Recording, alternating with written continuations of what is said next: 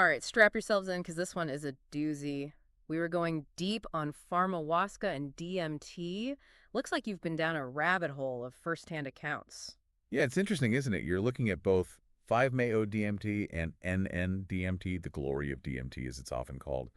But you're zeroing in on Pharmahuasca, which is different from ayahuasca, right? Yeah. It uses the synthesized versions of these compounds. Exactly. And this one account from Erowid really caught your eye. Erowid, of course, is all about harm reduction and real life experiences, right? Right. And this one, going way back to 1999, is about this guy at an ethnobotanical conference Oh, wow. in Palenque, Mexico. So picture this jungle setting, ritualistic vibes, and then a warning that kind of stops you in your tracks. Be prepared to die. Yeah, that's not something you take lightly. No kidding. So it really sets the scene, doesn't it, for something intense? It really highlights how powerful these substances can be, these experiences. Mm-hmm. They can be profound, but also overwhelming, like we'll see with this one. Definitely not for the faint of heart.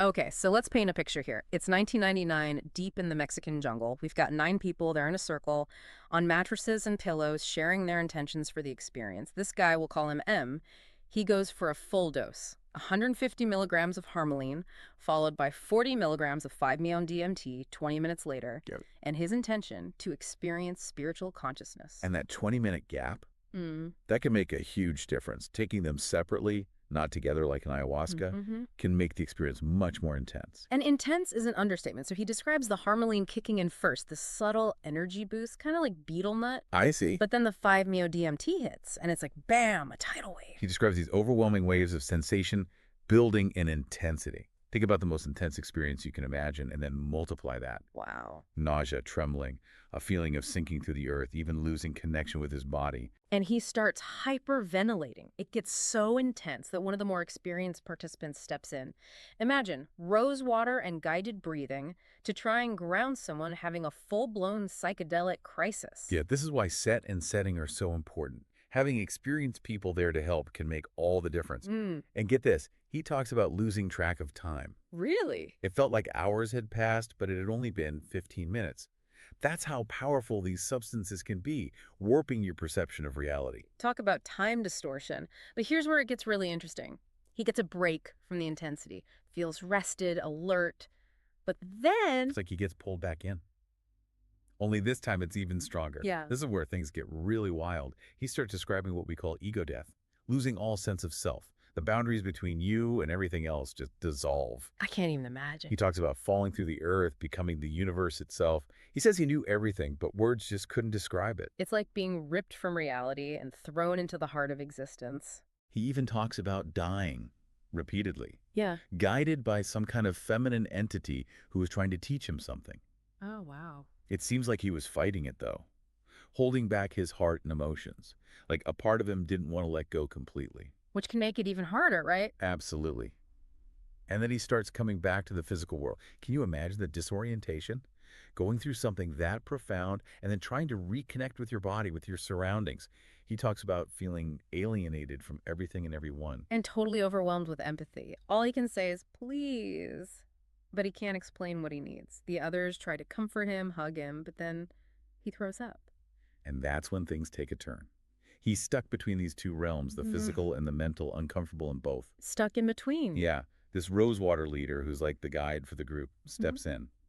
But instead of comforting him, he pushes him, forces him to confront his own power. That sounds like a turning point. It is. He goes from please to realizing he has this power within himself. He says he felt Christ-like, embracing the energy of the experience. And slowly he comes back to normal, grateful for the group. So powerful, the back and forth, surrendering to ego death and trying to integrate back into the world. Exactly. And he describes the afterglow as this beautiful, peaceful experience, walking through a rock garden, blessing everything he sees, connected to the life force. But not everyone had such a positive experience. That's right. You mentioned in your research that another participant had a very different reaction. Yeah, completely different. Became violent, lost control. It really shows how unpredictable these experiences can be and the risks involved. Not a guaranteed ticket to bliss. It can bring up difficult emotions, even lead to dangerous situations if not handled carefully. Exactly. Set and setting are crucial, but individual responses vary wildly. The experienced leader, Steve, he offered some insights. He said that M's swollen heart probably from a recent breakup, needed to be released. And the other guy, well, Steve said he was battling some kind of negative entity. Like some kind of bad trip. Yeah, he described it as insect-like. Whoa.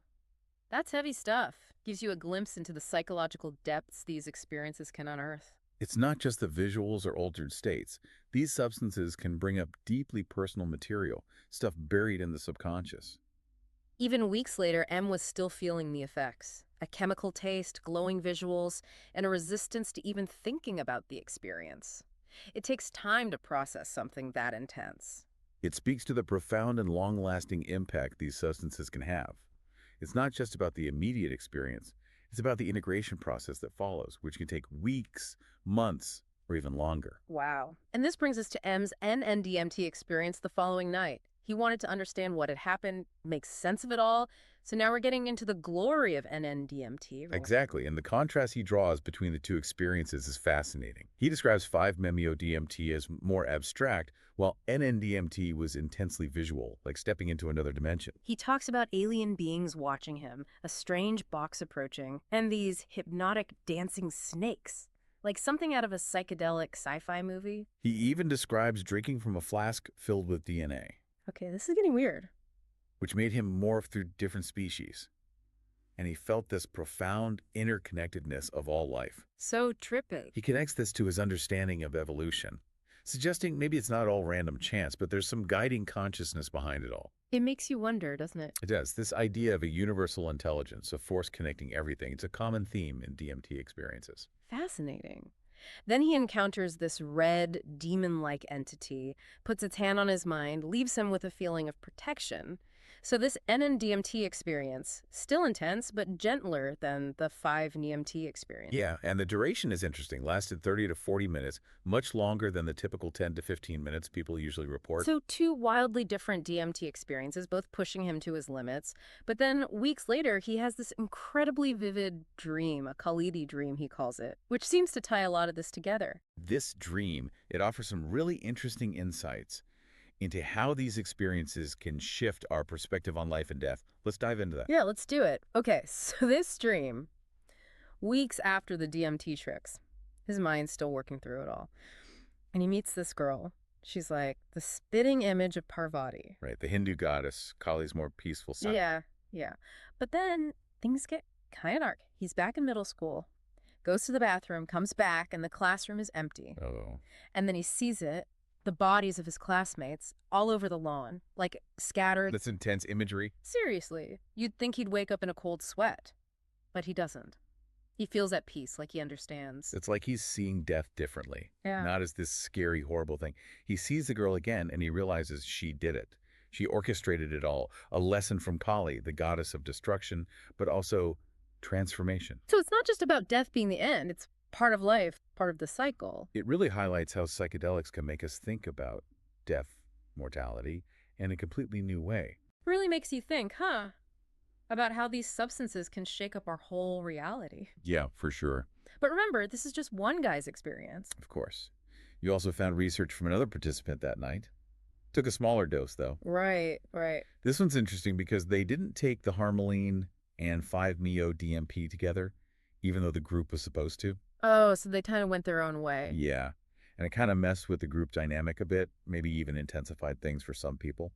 But this person, we'll call them C, they mostly observed, didn't go as deep inwards. So C's like the fly on the wall watching this whole thing unfold. Exactly. They talk about Steve, the experienced leader, going through some intense purging, and M, who they call the skeleton man, needing to be talked down from a serious death trip. Sounds like even with someone like Steve there, things can still get pretty hairy. Yeah, it just goes to show that these substances, they can affect everyone so differently. Not a one-size-fits-all experience at all. C also noticed the other participant, J, the one who became violent, starting to get more and more erratic as the night went on, talking a mile a minute, agitated, and then eventually completely losing it. It's like a cautionary tale, right? Reminding us that these experiences, they're not always going to be blissful. Sometimes they can be really difficult, even dangerous. Harm reduction, responsible use, experienced guidance, all that's super important. Absolutely. C's experience wasn't focused on personal insights, but they learned a lot just from watching how these substances affected everyone so differently. like a real-time lesson in the unpredictable nature of psychedelics. So two contrasting accounts, same night, but totally different perspectives. One super personal, deep inner journey, the other observing the potential chaos.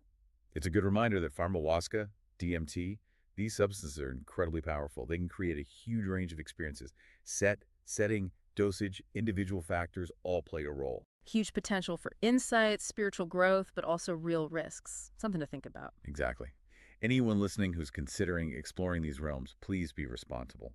Harm reduction, experience guides if you can, and the integration process, making sense of it all, that's just as important. This deep dive into Pharmahuasca and DMT has been wild, to say the least, taking us to the edge of reality, facing those deep fears and beliefs. It's incredible what these substances can do, make you question everything. But there's more to unpack, right? We've heard about the experiences, but now we need to zoom out, look at the bigger picture.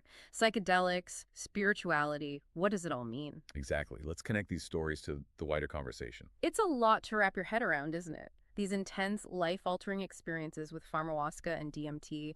But where does it all fit? What can we learn from all of this? Well, these accounts, they really make you think about reality itself, you know? Mm. Are these just hallucinations or could they be like glimpses into other dimensions, other levels of consciousness that we just don't normally access? I mean, M described feeling like he was seeing things as they truly are, not just through our everyday perception, like the veil was lifted, even if just for a moment. And that feeling, that interconnectedness with everything, that sense of being part of something bigger, it's something we see over and over in these DMT experiences.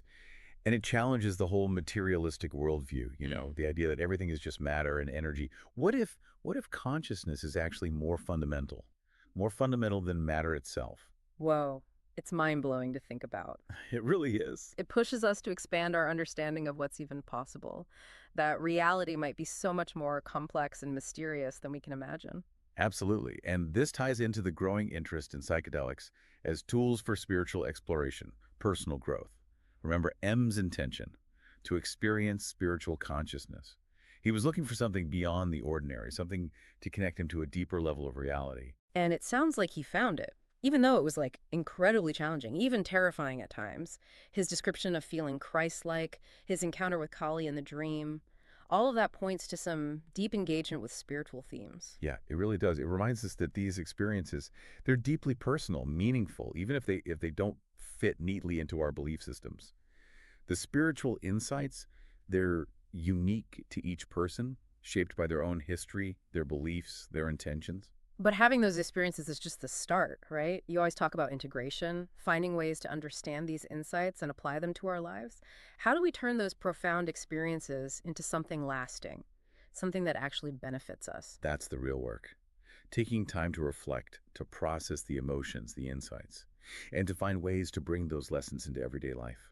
Maybe it's a shift in perspective, a deeper appreciation for the interconnectedness of everything, or even just a better understanding of your place in the universe, you know? It's not about the trip itself, it's about what you do with it afterward. It's about integrating those extraordinary experiences into ordinary life. Exactly.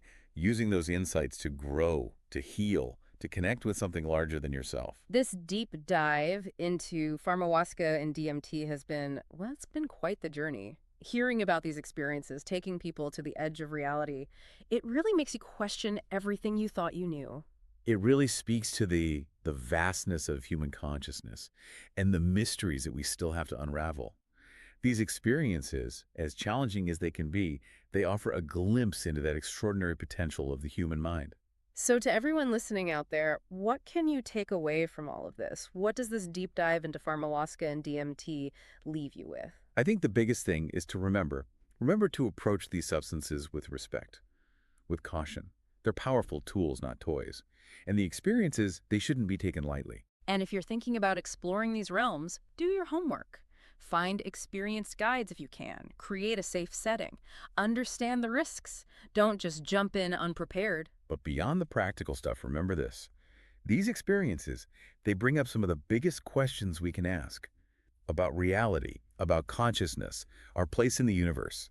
Questions philosophers have been asking for centuries. Questions we all have to wrestle with on our own journeys. And maybe, just maybe, these extreme DMT experiences, they offer us a glimpse into something more, Something that connects us all. That's a powerful thought to end on. Thanks for joining us on this deep dive into Pharmahuasca and DMT. We hope it sparked your curiosity, giving you some things to think about. As always, knowledge is power, especially when we can understand it and use it in our lives. Until next time, happy diving.